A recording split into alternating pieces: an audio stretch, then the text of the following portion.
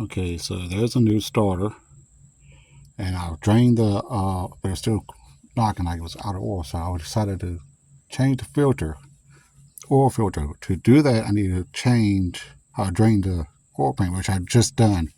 Got cleaned off and everything.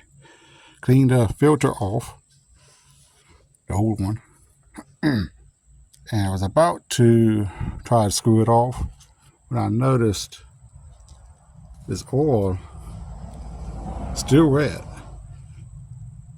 coming from what looks like the seams. If I can get this to focus, stay focused, because look at that, still red there,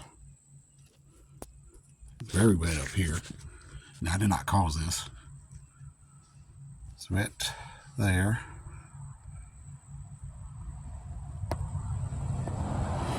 really red over here. Yeah, like the spider webs everywhere now. And it's all the way red over there.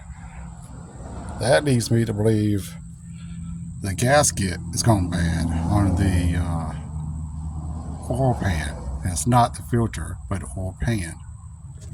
You know, the oil filter is red all the way around it as well. That could be splashback. It's hard to tell. Yeah, I got a light on, so it's hard to see. But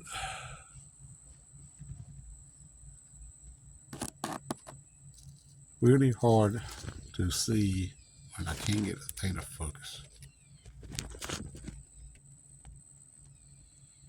You can see it's very red. And it's all up here too.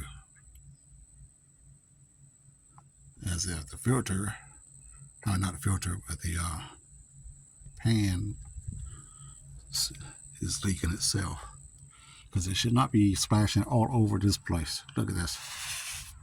Look at that. That makes no sense.